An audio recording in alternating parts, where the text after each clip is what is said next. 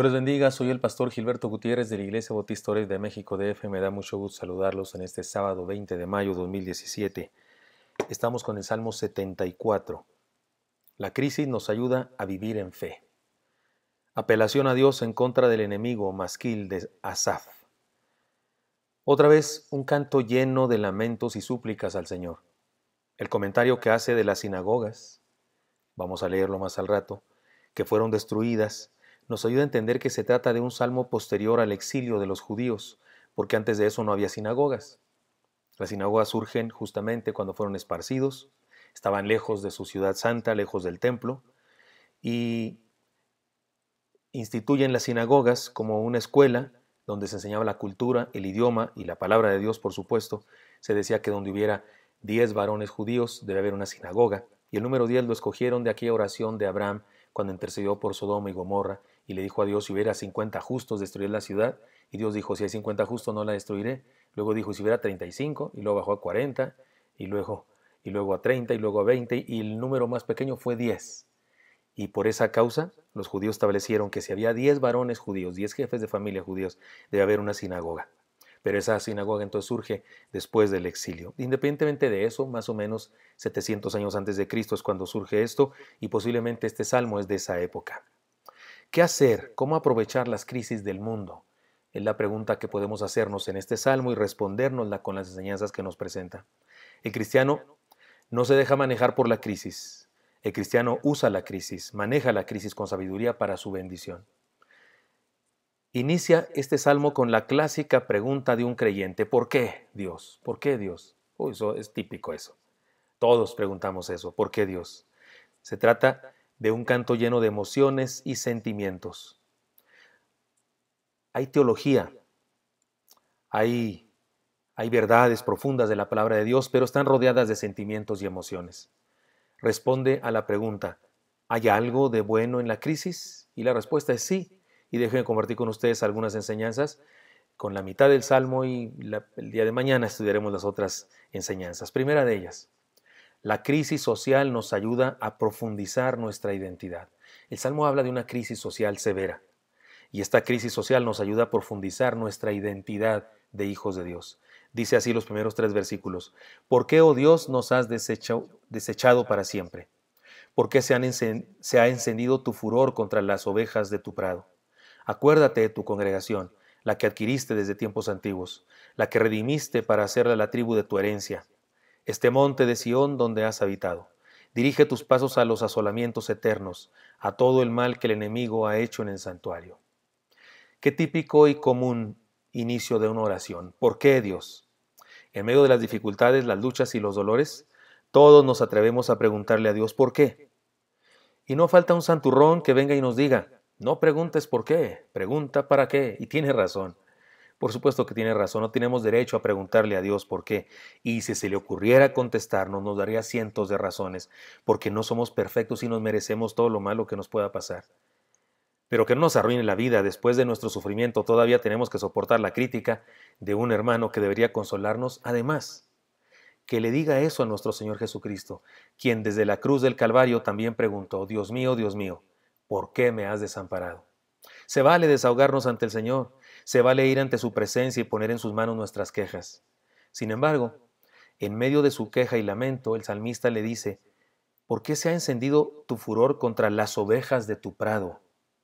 ¿Podemos ver la bendición en esta tragedia, en este sufrimiento, en esta crisis? El salmista se identifica como oveja del Señor, como si uno de nuestros hijos viniera y nos dijera: pero papá, ¿por qué me disciplinas si soy tu tesoro más preciado? Por lo menos se sabe preciado, se sabe tesoro. Qué bueno que reclame, pero qué bueno que se identifique y reconozca quién es. Después sigue diciendo: acuérdate de tu congregación, la que adquiriste desde tiempos antiguos, la que redimiste para hacerla la tribu de tu herencia. Entre queja y queja, exalta su identidad, su carácter de redimido, de congregación, de tribu, de su herencia. Es decir que las crisis nos ayudan a identificarnos, a reconocer nuestra naturaleza y a exaltarla. Una crisis nos ayuda a saber quién somos ante Dios. En segundo lugar, la crisis social nos ayuda a cimentar nuestra fe y a apuntalar nuestros valores, a ser firmes nuestros valores. Dicen así los versículos 4 al 8. Tus enemigos vociferan en medio de tus asambleas. Han puesto sus divisas por señales. Se parecen a los que levantan el hacha en medio de tupido bosque, y ahora con hachas y martillos han quebrado todas tus entalladuras, han puesto a fuego tu santuario, han profanado el tabernáculo de tu nombre, echándolo a tierra. Dijeron en su corazón, destruyámoslos de una vez. Han quemado todas las sinagogas de Dios en la tierra. Esta parte es la que nos hace pensar que se trata de un salmo bastante posterior, mucho más allá de David, por supuesto, después del exilio, porque habla de destrucción del templo y esas cosas. Cuando nos damos cuenta de la crisis moral del mundo en que habitamos, se profundiza nuestra fe. Por ejemplo, los predicadores del día de hoy predicamos temas que hace décadas no se predicaban, porque no eran problema, no era necesario, pero ahora lo son. Por ejemplo, el aborto, la eutanasia, la homosexualidad, etc. El día de hoy hace falta que demos respuesta a la crisis moral que nos aqueja. Hace falta que hagamos frente a las posturas hedonistas libertinas que atentan contra la institución de la familia y el matrimonio. Así que, no temamos, mejor sobrepongámonos a los ataques y cimentemos nuestra fe y apuntalemos nuestros valores. En medio de la crisis moral, fortalezcamos nuestra fe y hagamos firmes nuestros valores. Tercera enseñanza, la crisis social nos ayuda a anhelar la intervención de Dios. Versículo 9 dice, no vemos ya nuestras señales. Qué frase tan descriptiva. Ya no se distingue el bien del mal. La línea está desapareciendo. Se trata de una declaración de hace miles de años y sigue siendo tan actual en nuestros días. La palabra también dice, llaman bueno a lo que es malo. Es decir, así está el mundo moderno. Una crisis moral bárbara. Ya no hay señales. Pero la crisis social nos ayuda a anhelar la intervención de Dios. No hay más profeta, dice el salmista. Qué triste, no hay quien profetice contra el mal. Ni entre nosotros hay quien sepa hasta cuándo. La desilusión es grande. ¿Hasta cuándo, oh Dios, nos afrentará el angustiador? ¿Ha de blasfemar el enemigo perpetuamente tu nombre? ¿Por qué te retraes tu mano? ¿Por qué escondes tu diestra en tu seno? En resumen, le pregunta al Señor, Señor, ¿por qué no intervienes ya?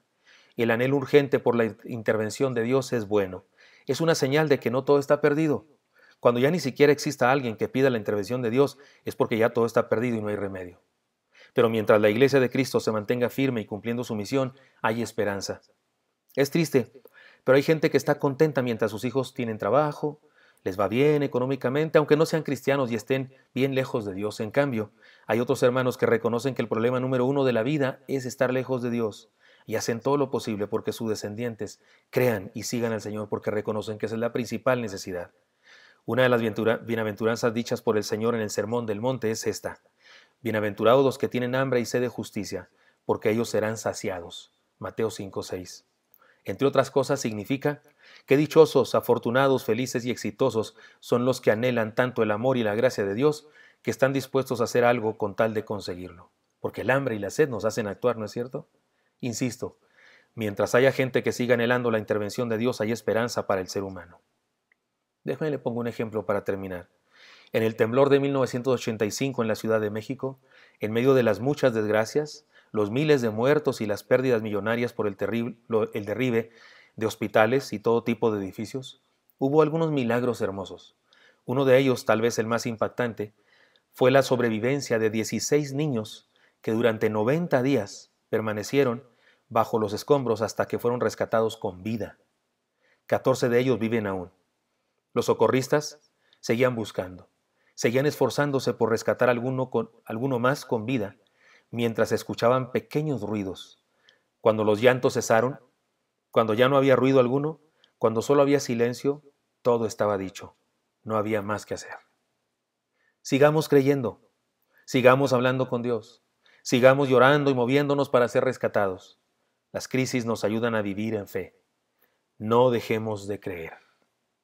Espero que esto sea útil para usted, hermano y amigo, y me encantaría encontrármelo el día de mañana. Hasta pronto.